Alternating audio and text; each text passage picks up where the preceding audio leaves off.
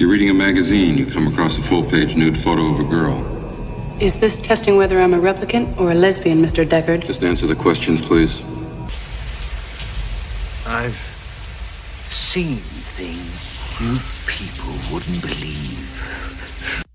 The 1980s started with a clear vision of the future, one filled with lightsabers, space battles, and heroic adventures among the stars. But in 1982, one film dared to show us a different tomorrow, one where the streets were dark, the rain never stopped, and humanity's greatest creation had come back to hunt them. Welcome to Past America, where today we're diving into Blade Runner, the masterpiece that audiences weren't ready for. Picture this, it's 1982. Harrison Ford is the biggest star in Hollywood thanks to Star Wars and Raiders of the Lost Ark. Ridley Scott is fresh off the success of Alien. Everything's lined up for a blockbuster hit. Instead, they delivered something that would leave audiences confused, critics divided, and studio executives scrambling to understand what went wrong. Blade Runner wasn't just a box office disappointment. It was a financial disaster, barely making back its massive $28 million budget. But sometimes, the most revolutionary films are the ones that audiences just aren't ready for. While E.T. was breaking box office records by showing us a friendly alien visitor, Blade Runner was asking uncomfortable questions about what it means to be human. While other sci-fi films were taking us to pristine space stations, Ridley Scott was showing us a future Los Angeles drowning in acid rain and neon advertisements.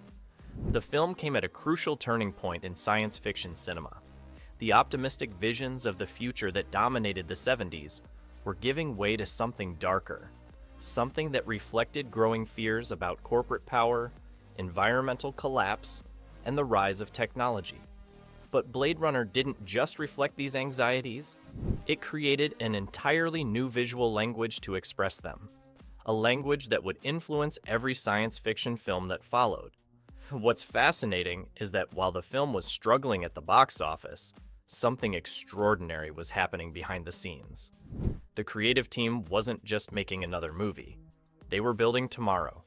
Every raindrop, every neon sign, every steam-covered street was crafted with an attention to detail that would set new standards for practical effects. And while audiences of 1982 might not have been ready for this vision, the future was watching. And the future would never be the same. Building tomorrow's noir. When people talk about Blade Runner, they often focus on the story, the philosophy, or Harrison Ford's performance. But what truly set this film apart, what made it revolutionary, was how it looked. Ridley Scott didn't just want to show us the future. He wanted us to feel like we could reach out and touch it. Enter Sid Mead, the visual futurist who would help create the most influential cityscape in science fiction history. Mead wasn't just designing buildings, he was architecting an entire civilization. His concept art showed a world where the past hadn't been replaced by the future. It had been buried under it. Victorian architecture crumbling beneath massive video billboards, Art Deco elevators leading to floating police cars, the classic and futuristic colliding in every frame. What made Mead's work so revolutionary was his attention to the small details. He didn't just design the flying cars. He figured out where they would park, how they would be maintained, what their exhaust would do to the buildings below. Every piece of technology had a purpose, a reason for existing in this world. As Mead himself put it, the future has to be believable, not just fantastic. But designs on paper are one thing. Bringing them to life? That's where Douglas Trumbull and his special effects team came in. Remember, this was 1982. There was no CGI to fall back on. Every towering skyscraper, every flying car, every neon-drenched street had to be built by hand. The team constructed over 700 miniature buildings, some standing over 12 feet tall. The famous Tyrrell Pyramid? That model alone was the size of a small house. The innovation didn't stop with the models. Trumbull's team developed new techniques for lighting and photographing miniatures that had never been seen before. They used a process called forced perspective to make small sets look massive. They invented new ways to create smoke effects that would hang in the air just right. Every shot was a puzzle that had to be solved with pure creativity and engineering skill. Then there's Jordan Cronenweth's revolutionary cinematography. Before Blade Runner, science fiction films typically showed their futuristic worlds in stark, clean lighting. Cronenweth did the opposite. He brought film noir techniques into the future. Hard shadows, smoke effects, and that constant, incredible rain. The rain wasn't just for show. It helped hide the seams between the practical effects and forced light to fracture and reflect in ways that made even simple shots look otherworldly. The film's color palette was equally groundbreaking. Instead of the sterile whites of traditional sci-fi, Blade Runner embraced deep blacks, neon pinks, and smoky blues. Every frame was composed like a painting, with light and shadow carefully balanced to create maximum impact. Cronenweth used what he called high-angle backlighting to create that signature look where characters appear almost silhouetted against the glowing city behind them. And let's talk about those iconic neon signs. Every single one was custom designed and built. The famous Coca-Cola billboard, hand-animated using hundreds of light bulbs. The TDK sign, real neon, carefully bent and shaped to create those futuristic Japanese characters. Even the small street-level signs were crafted with incredible detail, often featuring multiple languages to suggest the cultural mixing of this future world. But perhaps the most incredible thing about Blade Runner's visual style is how it's barely aged a day. While other films from 1982 look hopelessly dated, Blade Runner still feels like a window into tomorrow. That's because Scott and his team weren't trying to predict the future. They were creating a timeless vision of humanity's hopes and fears about what we might become.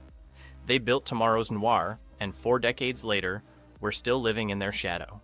When you look at modern sci-fi films, you can see Blade Runner's DNA everywhere. From Ghost in the Shell to The Matrix, from Altered Carbon to Cyberpunk 2077. They're all children of this visual revolution. Every rain-soaked neon street, every towering corporate headquarters, every mix of old and new architecture, it all traces back to what Scott and his team created in 1982. More human than human. At the heart of Blade Runner lies a question that's more relevant today than ever. What does it mean to be human? And to explore this question, Ridley Scott assembled a cast that would deliver some of the most haunting performances in science fiction history. Let's start with Rutger Hauer as Roy Batty. Here was an actor who understood something profound. He wasn't playing a robot pretending to be human. He was playing a being who might be more human than humans themselves. Every movement, every line delivery was calculated to be just slightly off, yet deeply emotional. Hauer famously rewrote his Tears in Rain monologue, transforming it from a longer script version into those perfect poetic lines that would become cinema history.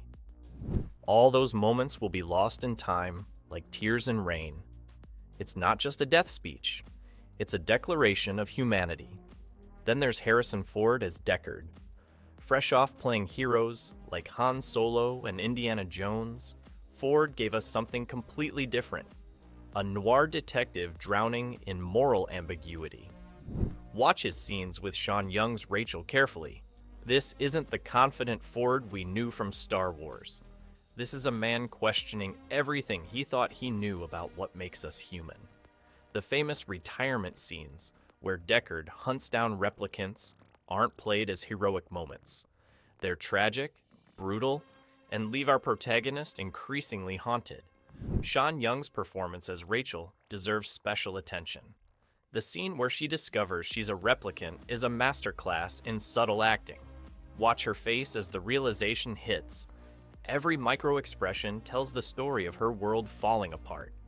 Yet even as she questions her own humanity, Rachel displays more genuine emotion than many of the film's human characters. Daryl Hannah brought an otherworldly physical presence to Pris, the basic pleasure model who proves to be anything but basic.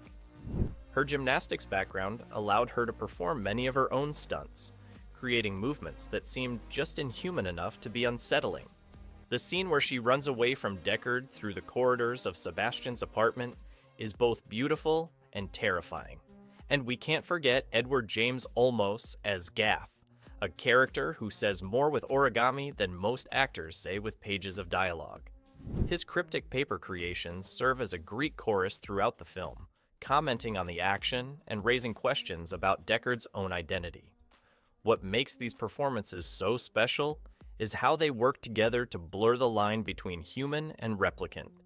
The humans often seem cold and mechanical, while the replicants burn with passion and desire for life. When Roy Batty cries for his fallen companions, or gently kisses his maker before killing him, is he not displaying the most human of emotions? When Deckard mechanically retires replicants, who's really the machine? Modern audiences watching the film for the first time might be surprised by how little traditional action there is. That's because the real drama isn't in the chase scenes or fights. It's in these incredible performances, each one adding another layer to the film's central. Question about the nature of humanity. And in an age where AI is no longer science fiction, these performances feel more relevant than ever. Lost in Time. Here's something most people don't know about Blade Runner. The movie you think you've seen might not be the movie that actually exists. You see, Blade Runner isn't just one film, it's many films, each version telling a slightly different story, each one changing how we understand this complex universe. Let's start with what audiences saw in 1982. The theatrical cut came with something that both Harrison Ford and Ridley Scott hated: a film noir-style voiceover narration. The studio, worried that viewers wouldn't understand the plot, forced Ford to record these explanatory monologues. You can actually hear the frustration in Ford's voice. He deliberately performed them as flat as possible, hoping they wouldn't be used. But they were. And this version also got saddled with a bizarrely optimistic ending that felt completely out of place. Then, in 1992, something incredible happened. A work print version of the film was accidentally shown at a Los Angeles theater.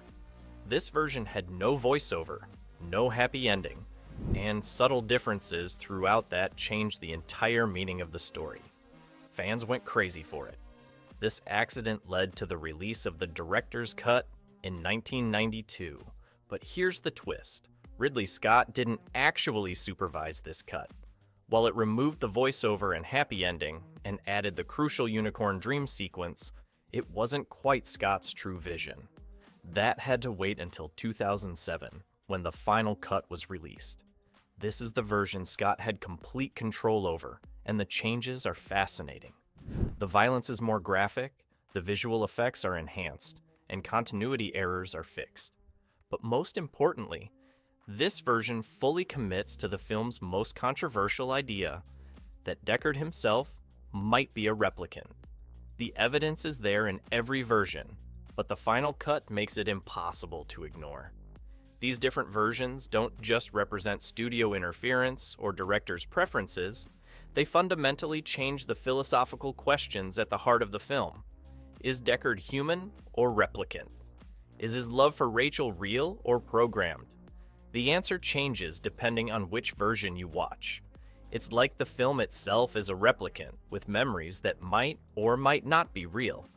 And here's the really mind-bending part. These multiple versions have actually enhanced the film's themes about memory, identity, and what makes us human. Just as Deckard questions what's real in his world, viewers have to question which version of the film is real. When Rachel discovers her memories are implants, we might ask ourselves, which version of Blade Runner do we actually remember? Today, all these versions exist simultaneously, like parallel universes of the same story. And just like the replicants in the film, each version is fighting for the right to exist, to be considered real. In a way, Blade Runner became a meta-commentary on its own themes of authenticity and memory. Want to start a heated debate among sci-fi fans? Just ask them which version of Blade Runner is the real one. But maybe that's missing the point. Maybe, like the film's central question about what makes us human, there isn't one simple answer. Like tears in rain. Some movies predict the future, others shape it. Blade Runner did both. Here we are, 4 decades later, and this film's fingerprints are everywhere, not just in movies and games, but in how we imagine our own future, and maybe how we're actually building it. Look at any modern city at night. The massive video advertisements covering buildings in Times Square or Shibuya. Pure Blade Runner. The discussions about AI rights and consciousness. Blade Runner asked those questions first. Our fears about corporate power over society. Blade Runner showed us that dystopia before we were living in it. Even the way we talk about artificial intelligence, the term replicant has become shorthand for humanoid AI right alongside Asimov's robots. But what makes Blade Runner truly prophetic isn't its technology, it's its humanity. In 1982, the idea of empathizing with artificial beings seemed absurd. Today, we're having serious debates about AI sentience, digital consciousness, and machine rights. Roy Batty's final monologue hits differently in a world where AI is writing poetry and creating art. I've seen things you people wouldn't believe. Now we have to ask, what will our creations see? What memories will they fight to preserve? The film's visual influence is impossible to overstate. Cyberpunk as a genre? Blade Runner wrote the visual dictionary. That mix of high-tech and low-life, of neon and noir, of ancient and futuristic. It all starts here. From Akira to The Matrix, from Ghost in the Shell to Altered Carbon, from Cyberpunk 2077 to the actual streets of modern Shanghai. They're all speaking the visual language that Blade Runner invented. Even the way the film was made has proven prophetic. Those practical effects, built with such painstaking detail, they've aged better than many CGI films from decades later. In an age where audiences are growing tired of obvious computer graphics, Blade Runner's handcrafted future feels more real than ever. Modern filmmakers are returning to practical effects, following the path this film blazed 40 years ago. But perhaps Blade Runner's greatest legacy is how it changed what science fiction could be. Before this film, science fiction was largely seen as escapist entertainment. Blade Runner showed that the genre could ask profound questions about what it means to be human, about memory, identity, and consciousness. It proved that science fiction could be art of the highest order.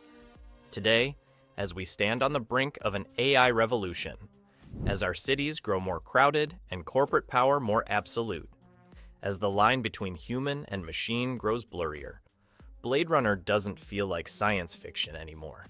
It feels like a documentary filmed in a future that's almost here. And maybe that's why the film has endured. It's not just a vision of tomorrow, it's a mirror showing us who we are today. Like those moments Roy Batty described, Blade Runner won't be lost in time. It's become part of our cultural memory, our shared vision of the future, and perhaps our roadmap to tomorrow. The real question is, are we ready for the future it predicted? If you enjoyed this deep dive into Blade Runner, hit that subscribe button and leave a comment telling us which version of the film is your favorite. And stay tuned. We've got more hidden sci-fi gems to explore here on Past America.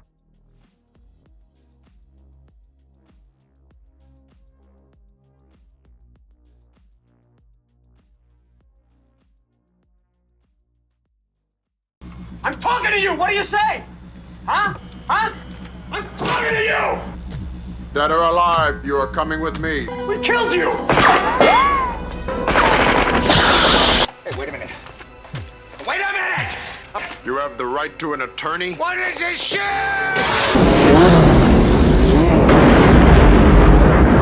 Imagine, for a moment, the sound of hydraulic pistons and whirring servos as a metal foot takes its first step. The year was 1987, and cinema was about to witness the birth of a different kind of hero, one that was part man, part machine, and all cop. In the late 1980s, while Hollywood was churning out straightforward action blockbusters, a Dutch provocateur named Paul Verhoeven arrived with a twisted vision of America's future. Robocop emerged in a fascinating period between Ridley Scott's Blade Runner and James Cameron's The Terminator, a time when science fiction was grappling with questions of humanity in an increasingly mechanical world. What's remarkable is that this film, made for a modest $13 million, wasn't just another B-movie destined for late-night cable. Robocop exploded at the box office, raking in $53 million, and spawning a franchise that would include sequels, television series, and countless pieces of merchandise. But commercial success only tells part of the story. Behind its chrome-plated exterior and explosive action sequences, Robocop was something far more subversive. In the guise of a crowd-pleasing shooter, Verhoeven crafted a biting satire of corporate greed, American excess, and the increasing mechanization of society. The story of Officer Alex Murphy's death and resurrection as Robocop wasn't just about a cyborg dispensing justice. It was a dark mirror reflecting the anxieties of Reagan's America back at itself. While audiences came for the spectacle of a robot cop cleaning up Detroit streets, they found themselves watching a deeply human story about identity, free will, and what it means to lose both. It's this combination of visceral entertainment and intellectual depth that makes Robocop not just a product of its time, but a film that becomes more relevant with each passing year. As we dive deeper into this masterpiece of subversive cinema, we'll explore how a film about a chrome-plated cop became one of the most cutting commentaries on American culture ever committed to celluloid. From its groundbreaking special effects to its theological undertones, Robocop is a film that demands to be taken apart and examined, piece by cybernetic piece. So, strap in as we explore this landmark film that dared to ask not just, can we rebuild him, but should we? And at what cost? Let's examine how Robocop became not just the future of law enforcement, but a crucial piece of science fiction cinema that continues to resonate over 3 decades later. Detroit's gleaming towers cast long shadows over crime-ridden streets, while the whir of servos accompanies the metallic footsteps of our chrome-plated protagonist. Robocop's technical achievements weren't just groundbreaking, they were necessary to sell its twisted vision of a corporate-controlled future. At the heart of these achievements was Rob Bottin's revolutionary Robocop suit. Crafted with an obsessive attention to detail, the suit wasn't just a costume, it was a character in itself. Taking nearly 8 hours to put on, it forced Peter Weller to adapt his entire performance. Every movement had to be precisely calculated, every gesture deliberately mechanical, yet somehow human. The suit's weight and restrictions weren't limitations. They became essential to Robocop's signature movement style. Verhoeven's European art film sensibilities transformed what could have been a straightforward action film into something far more complex. His camera lingers on violence not for entertainment, but for impact.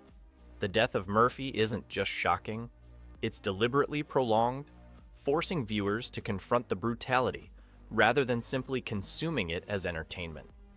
This approach carries through the entire film, where every bullet, impact, and explosion serves the larger narrative of corporate violence and dehumanization.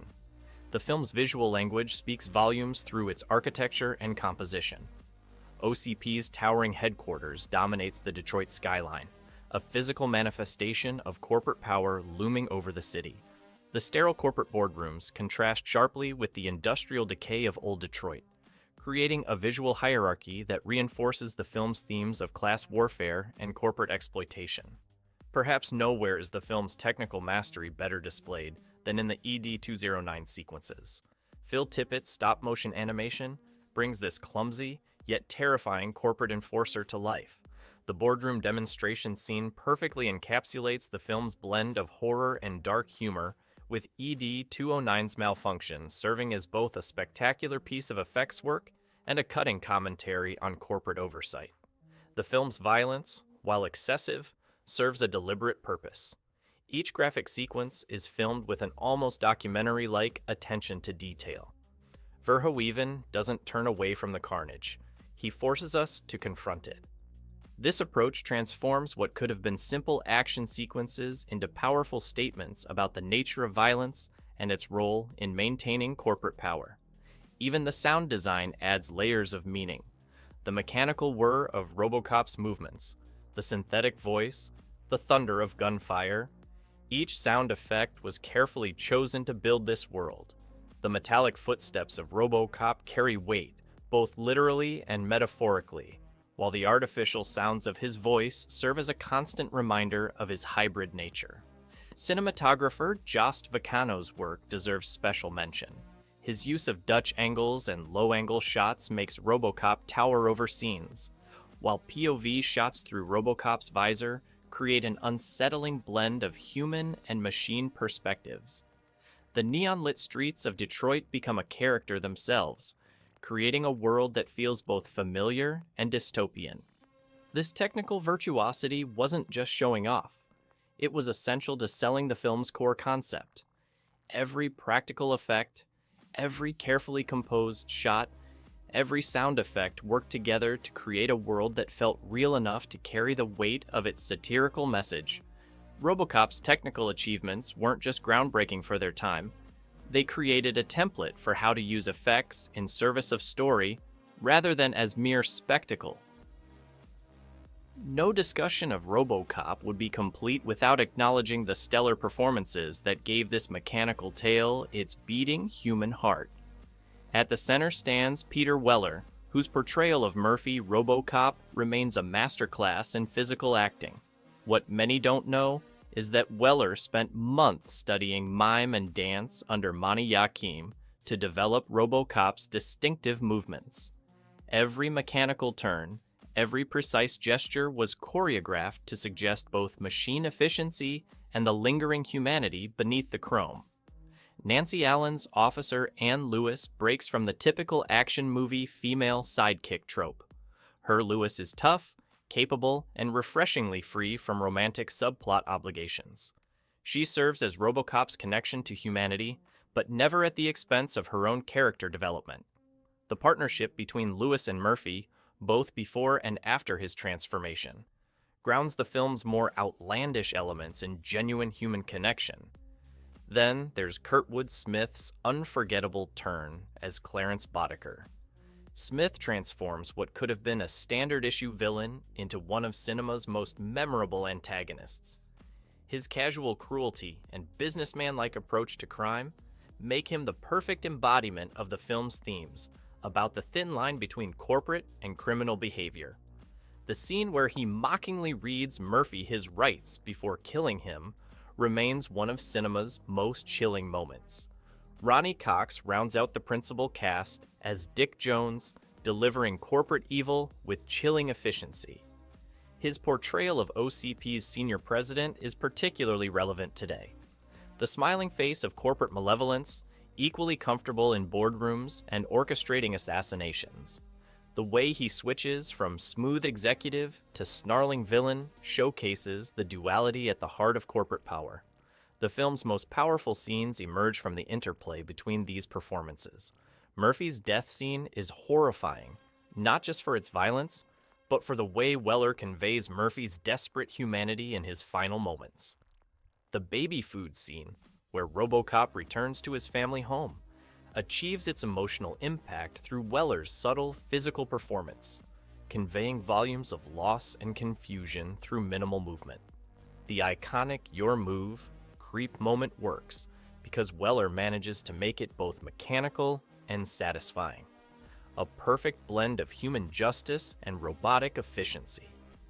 The boardroom demonstration disaster, where ED-209 malfunctions, succeeds because of how the actors play it straight, making the dark comedy land all the harder. These performances elevate Robocop beyond simple sci-fi action. Through their work, themes of identity, memory, and humanity are explored not through exposition, but through character. Whether it's Murphy struggling to remember his family, Lewis recognizing her partner beneath the chrome, or Boddicker's sneering disdain for human life, each performance adds layers to the film's exploration of what makes us human. The The casting process itself reflects the film's themes. Weller wasn't the first choice. Rutger Hauer and Michael Ironside were both considered. But Weller's background in theater and his willingness to completely inhabit the physical constraints of the role proved essential to making Robocop more than just a man in a suit. The character needed to be both machine and man, and Weller's thoughtful approach to this duality made it work. When Robocop first stormed into theaters in 1987, critics and audiences weren't quite sure what to make of it. Here was a film that looked like a straightforward action movie, but played like a European art film dipped in satirical acid. Initial reviews were polarized. Some dismissed it as excessive violence, while others recognized the subversive brilliance lurking beneath its metallic surface. The film's path to release was anything but smooth. The original cut received an X rating from the MPAA, forcing Verhoeven to repeatedly edit some of the more graphic scenes. The director's battles with the ratings board became legendary, with Verhoeven adding more violent shots to later distract from the ones he actually wanted to keep. The notorious ED-209 boardroom scene alone went through multiple iterations before finding its sweet spot between shocking and satirical. Time has been kind to Robocop, with its reputation growing steadily over the decades. What once might have seemed like over-the-top satire now feels surprisingly prophetic. The film's vision of a city controlled by corporations, militarized police forces, and media manipulation feels less like science fiction and more like documentary with each passing year. Beneath the film's chrome-plated surface lie fascinating details that reveal its deeper themes. The Christ imagery is particularly striking. Murphy's death pose mimics the crucifixion, he walks on water in one scene, and his resurrection serves as a mechanical messiah for a corporate age. The news breaks and commercial interludes, initially seen as mere comedy relief, now stand as brilliant pieces of world building that predicted the rise of infotainment and corporate propaganda. The different versions of the film tell their own story about changing attitudes toward on-screen violence. The theatrical cut, while still intense, toned down some of the more graphic elements. The director's cut, released years later, restored Verhoeven's original vision, including the extended sequences of Murphy's death and ED-209's malfunction. Each version offers a slightly different perspective on the film's themes of violence and humanity. Perhaps most interesting is how the film's political commentary has evolved. What started as a critique of Reagan-era policies now seems to address universal concerns about corporate power and technological overreach, the privatization of public services, the militarization of law enforcement, and the dehumanizing effects of corporate culture. These themes resonate even more strongly today than they did in 1987. Hidden within the film are countless small details that reward repeated viewing. The names of the street gangs reference historical Detroit criminal organizations. Murphy's son watches a TV show called TJ Laser, which influences Robocop's gun-spinning technique, and the news segments contain subtle references to then-current events that add layers of meaning to the film's satire. These elements have contributed to Robocop's elevation from summer blockbuster to cultural touchstone. What was once seen as a violent action movie is now regularly taught in film schools as an example of masterful satirical filmmaking. The film's transformation in public consciousness mirrors Murphy's own journey, from something seemingly straightforward to something far more complex and human. Robocop's influence extends far beyond its chrome-plated surface, resonating even more powerfully today than in 1987.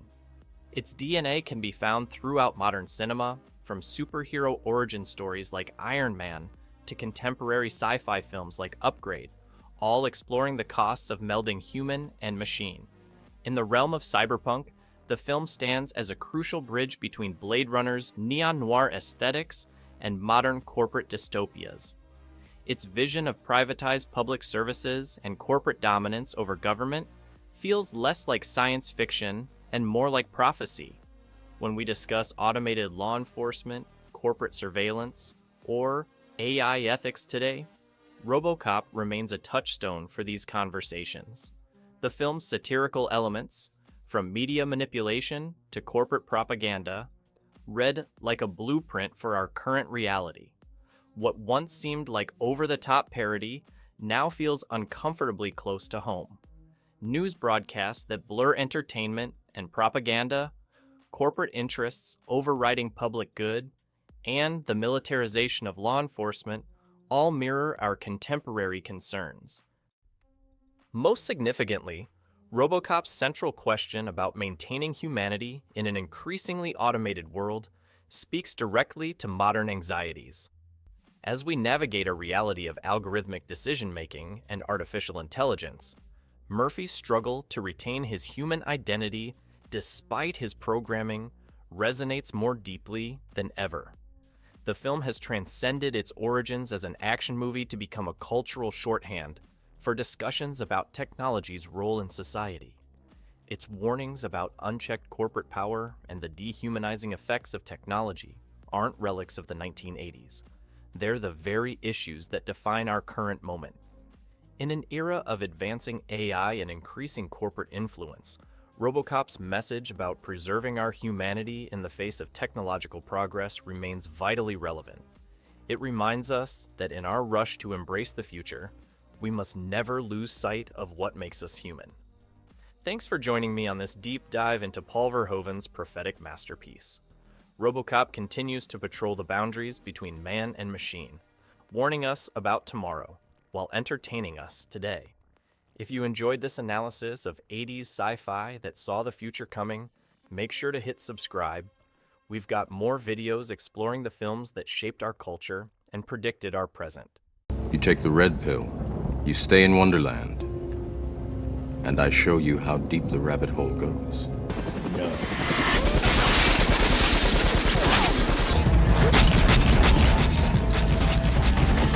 What if I told you that in 1999, a single movie predicted how technology would control our lives? Look around. We're all plugged in, living through screens, choosing virtual reality over what's real. A movie saw this coming 25 years ago. The iconic reign of green code. A man in sunglasses dodging bullets in impossible ways. A choice between harsh truth and blissful ignorance. The Matrix wasn't just another sci-fi movie. It was a warning about our future. But here's what most people missed. Beneath the groundbreaking special effects and kung fu fights lies a prophecy. One that's unfolding right now in ways even the filmmakers couldn't have imagined. In an era when the internet was still crawling and Mark Zuckerberg was just a teenager, the Wachowskis created a film that would not only revolutionize cinema, but predict our growing dependence on digital reality. Released at the twilight of the 20th century, The Matrix captured our millennium anxieties and turned them into something prophetic. The film took a modest $63 million budget and transformed it into a $463.5 million phenomenon. But the real revolution wasn't in the numbers, it was in our minds. For the first time, mainstream audiences were asked to question the very nature of their reality. And today, as we scroll through our feeds, lost in our digital worlds, that question becomes more relevant than ever. But to truly understand how The Matrix shifted the foundation of both cinema and society, we need to look closer at what made it unique. Because this wasn't just another action movie, it was the moment Hollywood caught up with the future. And everything you think you know about this film, you might want to think again. But before we reveal how The Matrix predicted our future, let's talk about the moment that changed cinema forever. You know the scene. Neo dodging bullets in impossible slow motion. What looks like CGI wasn't CGI at all. What you're actually seeing is 120 cameras, firing in perfect sequence, capturing a moment that would redefine what's possible in film. They built this entire system because traditional special effects just weren't good enough. Think about that. They invented a whole new way of filming because the technology of 1999 couldn't match their vision. See that green tint throughout the Matrix scenes? It's not just a style choice. The Wachowskis color-coded reality itself. The Matrix glows green, like old computer screens, while the real world bathes in cold, harsh blue. Your brain processes this subconsciously, feeling the difference between reality and simulation before you consciously notice it. Just like today's phones and screens, that artificial glow has become the color of our digital lives. Now, here's something most people missed. 90% of those mind-bending action scenes? They're practical effects. That lobby shootout where concrete explodes everywhere. Real explosions. Those martial arts moves? The actors trained for 4 months straight. Keanu Reeves even learned kung fu with a serious neck injury. This wasn't just movie magic. It was pure dedication to bringing this digital world to life. The Wachowskis knew they needed something different for their fight scenes. Enter legendary choreographer Yuen Wu-ping. But there was a problem. American actors had never trained like this before. The solution? Completely revolutionize how Hollywood does action scenes. Those wire stunts you see in Marvel movies today? That seamless blend of martial arts and special effects? That's The Matrix's legacy. Even the iconic digital Reign of Green code isn't random. Those aren't just computer symbols. They're actual Japanese characters, specifically sushi recipes. Yes, the code that represents our entire simulated reality is partially made up of instructions for making California rolls. It's these tiny details that show just how much thought went into every frame. The sound design deserves special mention. Every bullet dodge, every reality bend, every moment when the Matrix glitches has its own unique audio signature. The team created these sounds by combining slowed-down raindrops, ultra-bass speaker vibrations, and processed animal noises. This attention to sonic detail helped sell the reality-bending effects in a way visuals alone never could. What's truly revolutionary is how these technical innovations serve the story's deeper themes. The bullet time effect wasn't just visual spectacle, it represented Neo's awakening awareness of the Matrix's artificial nature. The wire work wasn't just for cool kung fu scenes. It physically demonstrated the liberation of understanding that physical laws are merely programmed limitations. Perhaps most impressive is how they achieved these groundbreaking effects without modern digital tools. The Wachowskis and their team had to invent new technologies and techniques, often building custom equipment from scratch. They didn't just push the boundaries of what was possible in cinema, they completely redefined them. And today, as we scroll through our phones and dive into virtual reality, those boundaries between real and digital continue to blur, just as The Matrix predicted. But here's the truly mind-bending part. As revolutionary as these effects were in 1999, what they were really showing us was something far more prophetic: our own future. Impact imagined spending 4 months learning kung fu while partially paralyzed. That's exactly what Keanu Reeves did after a severe neck injury nearly derailed the entire production. But this wasn't just about learning to kick and punch. It was about transforming from Thomas Anderson, the slouched programmer, into Neo, humanity's last hope. Watch the way Reeves carries himself early in the film, uncertain and hesitant, then compare it to his final scenes. That's not just acting, that's physical storytelling at its finest. Here's something most people don't know. Reeves was so convinced of the crew's importance that he gave away a significant portion of his earnings to the special effects and costume teams. Why?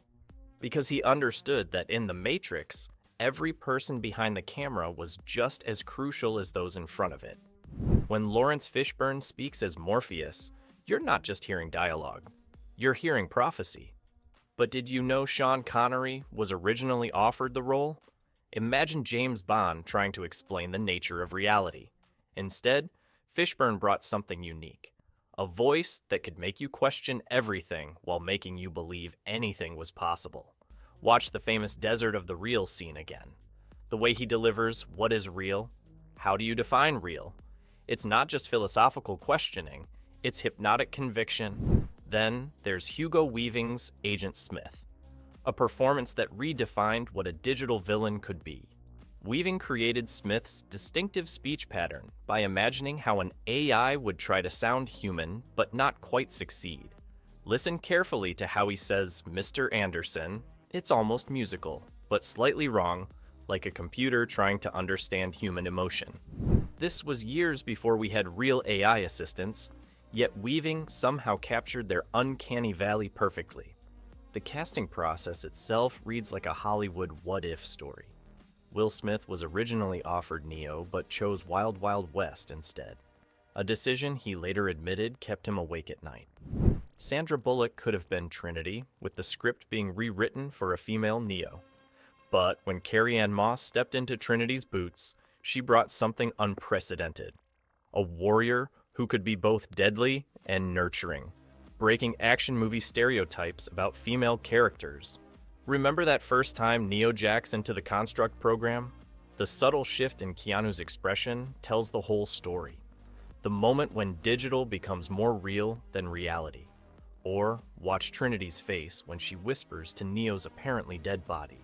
Moss conveys more emotion in that whisper than most actors manage in an entire film. These performances elevate The Matrix beyond mere special effects spectacle. The famous lobby shooting scene works not just because of the incredible choreography, but because we believe in Neo's journey. When he stops the bullets at the end, it's powerful not just because of the visual effects, but because Reeves has taken us on the journey from doubt to belief. When Morpheus tells Neo he believes in him, we believe too, because Fishburne has made us believe in Morpheus. But perhaps the most remarkable thing about these performances is how they've aged. 25 years later, as we grapple with questions of AI consciousness and digital identity, these portrayals feel more relevant than ever. Weaving's Agent Smith now seems less like science fiction and more like a warning about AI gone wrong. Reeves' Neo journey from confused programmer to digital messiah mirrors our own struggles with technology's growing power. And speaking of relevance, there's something about these performances that nobody noticed until years later. Something that would completely change how we understand the entire film. Imagine walking into a theater in 1999. The internet is still making dial-up noises. Y2K panic is in the air, and there's this weird movie poster showing a guy in sunglasses and a leather coat. Nobody knew they were about to witness history. The initial reviews were fascinatingly mixed. Roger Ebert gave it 3.5 stars, calling it a wildly cinematic, futuristic thriller. Others dismissed it as style over substance. Entertainment Weekly famously called it the first mainstream film to plug into the dark, trippy sensibilities of cyberpunk fiction. But here's what's interesting. Almost everyone missed what the film was really about. Fast forward a few months, and something unprecedented started happening. Philosophy professors began teaching the Matrix alongside Plato's cave allegory. Religious scholars discovered layers of Buddhist and Christian symbolism. Computer scientists debated its artificial intelligence concepts. Suddenly, this action movie was being discussed in university lecture halls. But the real evolution of The Matrix happened years later, when both Wachowski sisters came out as transgender women. Suddenly, the film's subtext exploded with new meaning. That famous line, "Splinter in your mind," took on profound significance. The entire story, about feeling trapped in a false reality, fighting to be recognized for who you really are, became a powerful trans allegory. Even the character switch was originally meant to change gender when entering the Matrix, though studio executives didn't allow it. Here's something mind-bending. Hidden in plain sight are details that took years to discover. That scene where Neo touches the mirror and it becomes liquid. It's not just a cool effect, it's foreshadowing his understanding that reality is malleable. Room 1, O1, where Neo works. That's a direct reference to George Orwell's 1984, the room where people face their worst fears. Even though ships have meaningful names, Nebuchadnezzar references a biblical king who experienced prophetic dreams, while Osiris symbolizes death and rebirth. The film's digital rain effect, now iconic, contains actual reverse Japanese characters. Some are sushi recipes, a playful detail that adds to the film's layers of meaning. But more importantly, it represents how familiar symbols can hide deeper truths, just like the Matrix itself. What's fascinating is how audience perception has shifted. In 1999, the idea of living in a simulation was science fiction. Today, Elon Musk openly discusses the possibility we're living in a computer simulation. Silicon Valley executives take the red pill metaphor seriously. Scientists debate whether we could actually detect if we're in a Matrix-like reality. Remember that scene where Morpheus shows Neo the desert of the real? In 1999, it seemed like dystopian fantasy. Today, with discussions about climate change and technological dependence, it feels uncomfortably prophetic. The film's warnings about AI control read differently in an era of powerful language models and autonomous systems. Each new release format added layers of interpretation. The Ultimate Matrix Collection included philosopher commentaries alongside traditional director's commentary, treating the film as both entertainment and philosophical text. Different cuts emphasize different aspects of the story, though thankfully avoiding the kind of controversial revisions that plagued other sci-fi classics. But perhaps the most remarkable evolution is how the film's central questions have become our daily reality. When Neo asks, "What is real?" In 1999, it was philosophical. Today, as we navigate deep fakes, virtual reality, and AI-generated content, it's practical. The Matrix didn't just predict the future, it gave us the vocabulary to understand it. And speaking of understanding, wait until you see how this film's legacy continues to shape our world today. 25 years later, The Matrix hasn't just aged well, it's become eerily prophetic. As Mark Zuckerberg builds his metaverse and AI models generate human-like responses, the film's central question, what is real, feels more urgent than ever. Look around, and you'll see the Matrix's DNA everywhere. That slow-mo effect in every superhero movie? Matrix. The sleek, cyber-gothic aesthetic in modern science fiction? Matrix. Even the way we talk about technology, glitch, plugged in, system failure, echoes the film's vocabulary. But here's the unsettling part. What seemed like science fiction in 1999 feels like documentary today. When Agent Smith talks about humans being a virus, it mirrors current AI safety debates. The machines harvesting human attention? That's basically social media's business model. Even the idea of choosing comfortable illusion over uncomfortable reality plays out daily in our digital echo chambers. Perhaps The Matrix's greatest legacy isn't its special effects or fight scenes, but its warning. As we build our own virtual worlds and AI systems, the film's message becomes clearer. The real power isn't in controlling reality, but in choosing to face it. Next time you catch yourself mindlessly scrolling through your phone, remember, The Matrix isn't just a movie anymore. It's the world we're building. The only question is, which pill are you choosing? If you found this analysis interesting, don't forget to subscribe and hit that notification bell. Share your thoughts in the comments below. Are we living in our own version of The Matrix? And what other classic films would you like me to analyze next? Welcome to Altair 4, gentlemen. I am to transport you to the residence. You are a robot, aren't you? That is correct, sir. Please fasten their seat belts. Looks after us like a mother. It's coming on again! It's still coming! Imagine a world where Shakespeare's The Tempest unfolds across the stars instead of a remote island, where Prospero becomes a scientist. His magic transforms into alien technology, and the spirits he commands emerge from the darkest recesses of the human mind. This was Forbidden Planet, a film that dared to blend classical literature with cutting-edge filmmaking techniques to create something entirely new. When MGM invested an unprecedented $1.9 million budget, astronomical for a genre film of the era, They weren't just making another monster movie. They were crafting what would become the template for serious science fiction filmmaking for decades to come.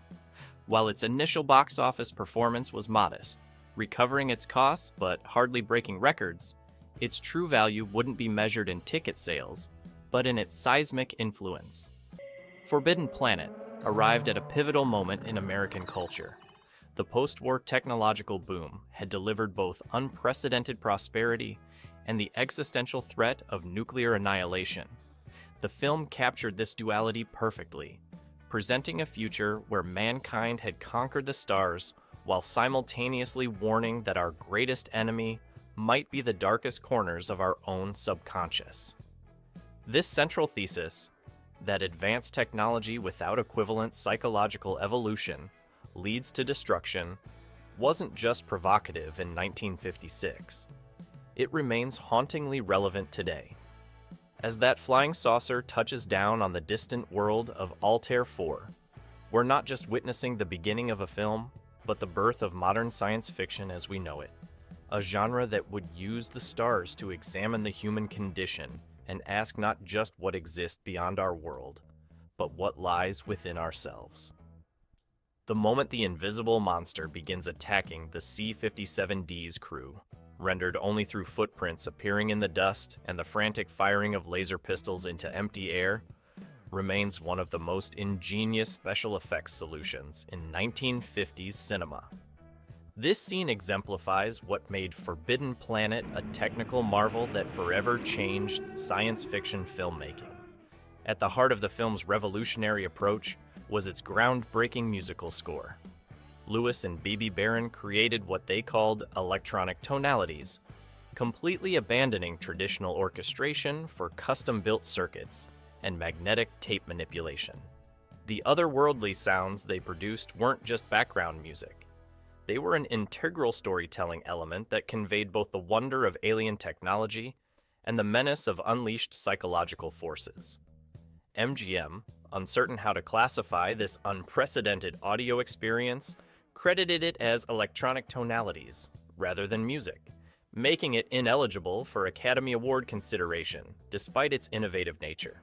Visually, Forbidden Planet established new standards for science fiction cinema. Art director Cedric Gibbons and his team created the most elaborate sci-fi sets Hollywood had seen to date.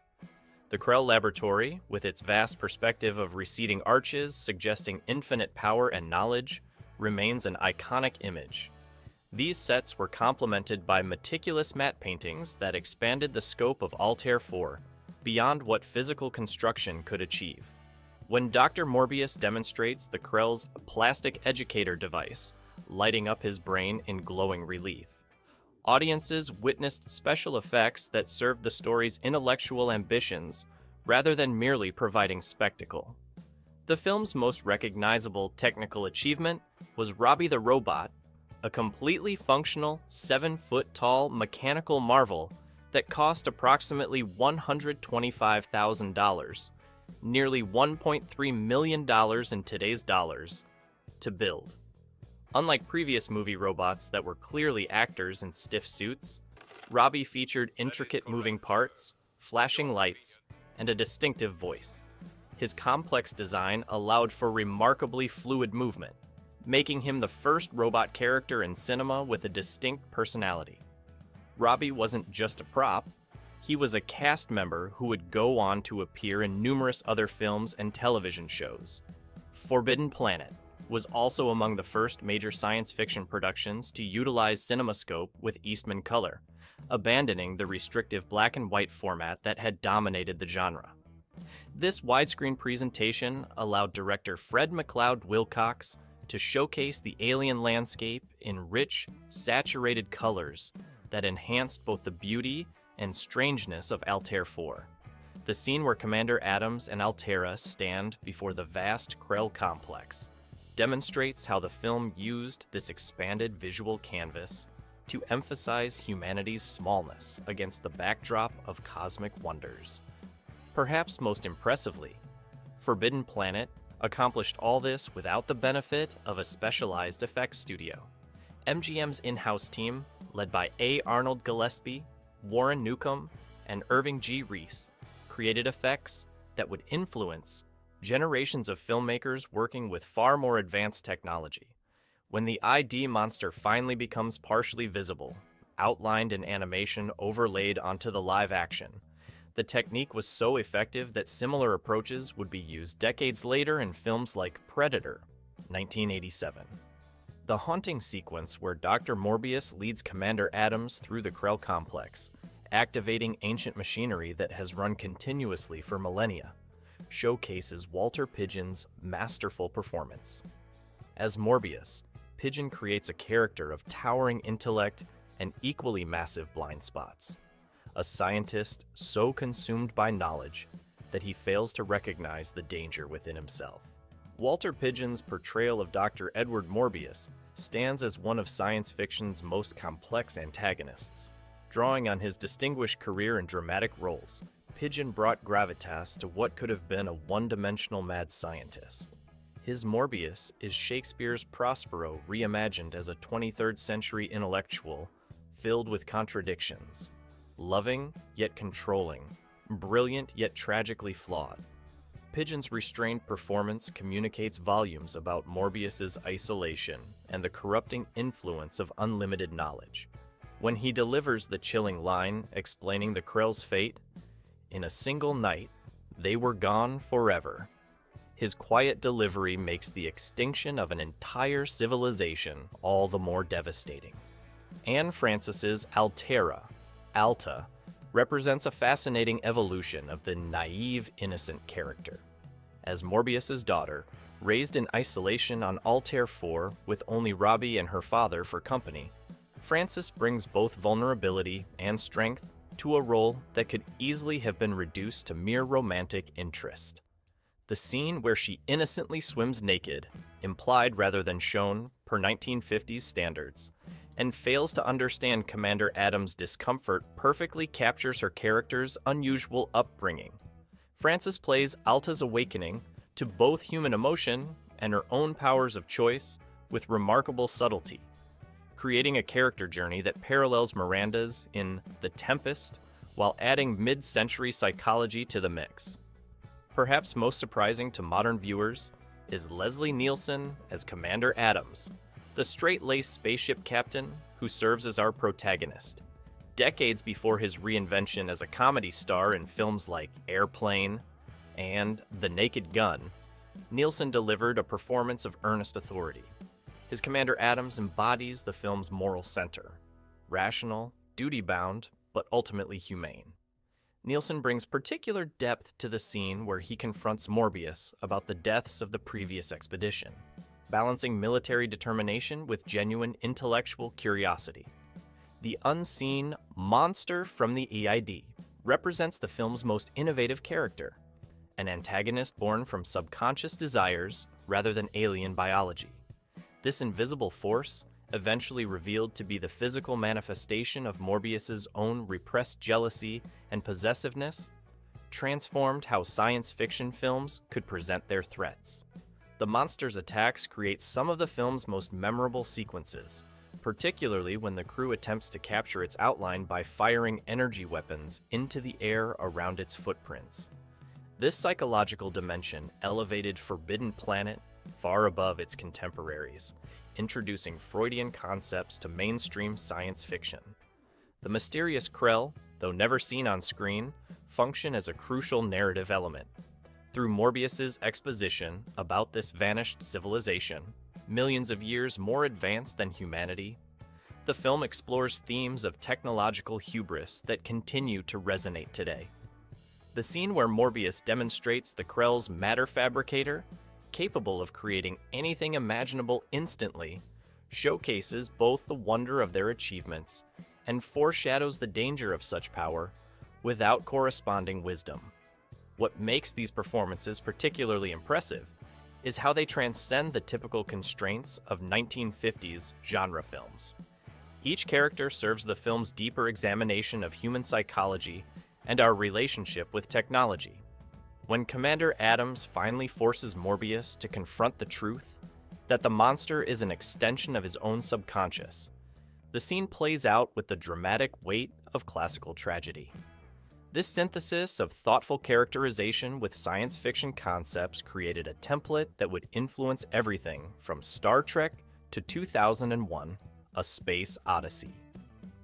The unforgettable scene where the invisible monster tests the force field surrounding the spaceship, progressively disintegrating the barrier with increasing power, exemplifies why Forbidden Planet initially puzzled critics, but eventually secured its place in cinema history. The sequence blended cutting-edge visual effects with genuine suspense, yet initial audiences weren't entirely sure what to make of this sophisticated approach to what had previously been a B-movie genre. When Forbidden Planet premiered in 1956, critical reception was decidedly mixed.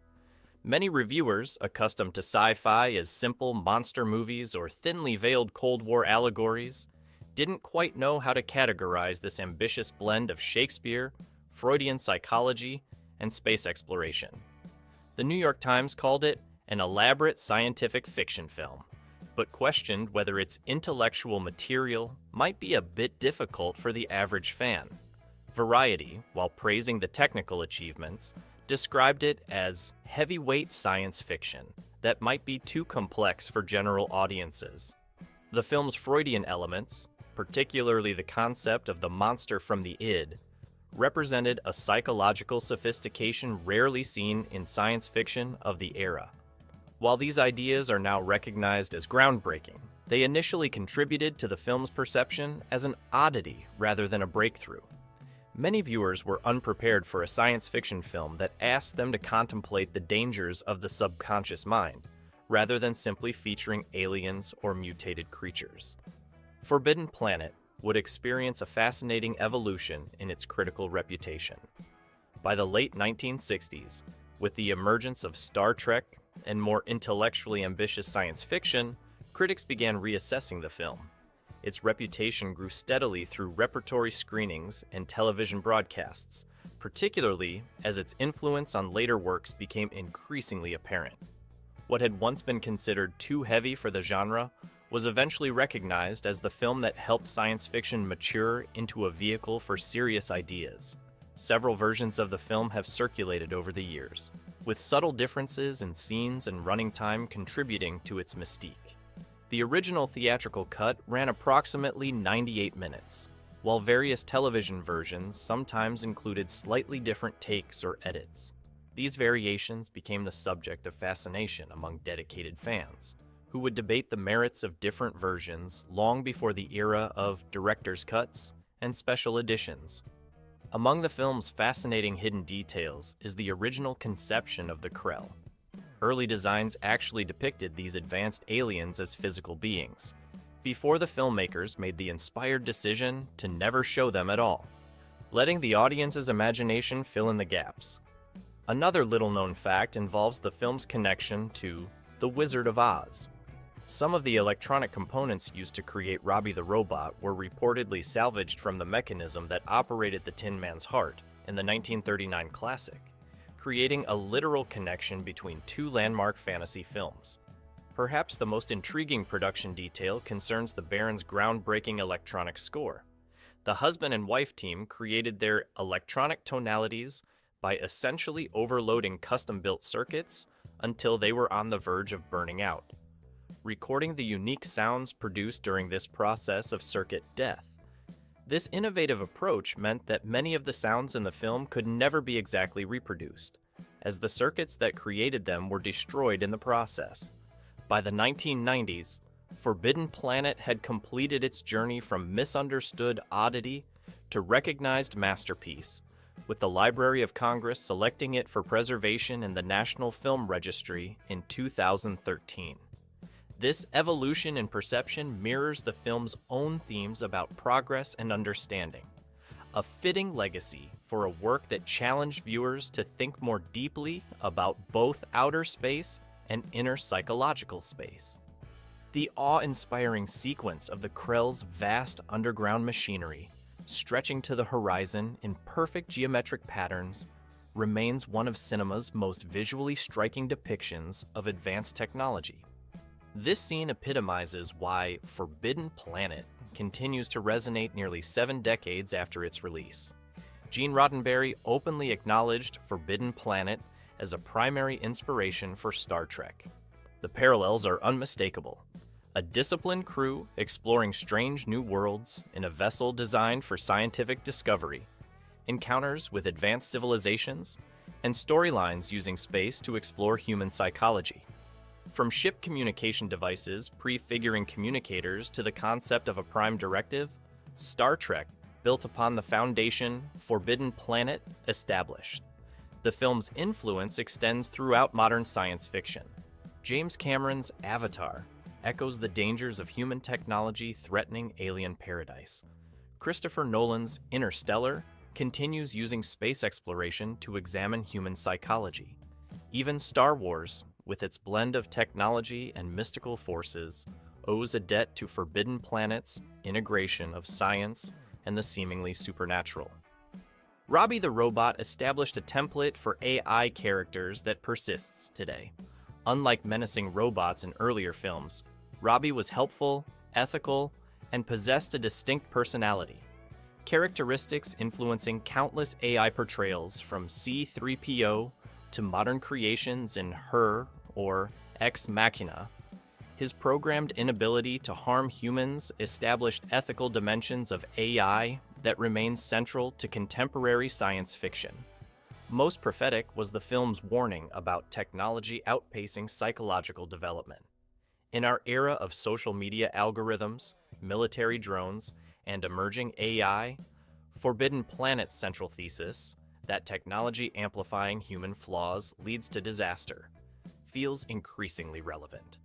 When Dr. Morbius explains how the Krell were destroyed by monsters from the ADD given physical form by their technology, the film articulated anxieties that have only intensified in the digital age. The film's visual aesthetics proved equally influential.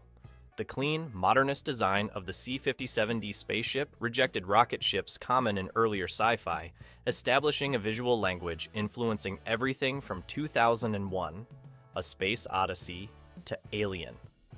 The vast Krell complex created a sense of scale later filmmakers would strive to match. Even the color palette, vibrant alien landscapes contrasted with clinical human technology, established an approach still evident in contemporary science fiction. Forbidden Planet matters today as a work that continues addressing fundamental questions about humanity's relationship with technology. As we develop increasingly powerful AI systems, genetic engineering, and virtual environments, the film's warning about technological power without corresponding wisdom grows more pertinent. When Commander Adams concludes humanity isn't ready for the Krell's power, the film asks whether we're ready for the technologies we're developing today. In an era where science fiction dominates popular storytelling, Forbidden Planet reminds us that the genre's greatest potential lies not in spectacle, but in using imagined futures to examine human nature. Those final moments of Altair IV's destruction represent not just a fictional planet's end, but a powerful metaphor for the consequences of power without responsibility. As we face the possibility of AI systems potentially smarter than their creators, perhaps we should ask, have we truly evolved beyond creating our own monsters from the id? Or do we still need the wisdom of this 1956 masterpiece to guide us through the stars? If you've enjoyed this deeper look at one of science fiction's most influential masterpieces, hit that subscribe button for more classic film analysis.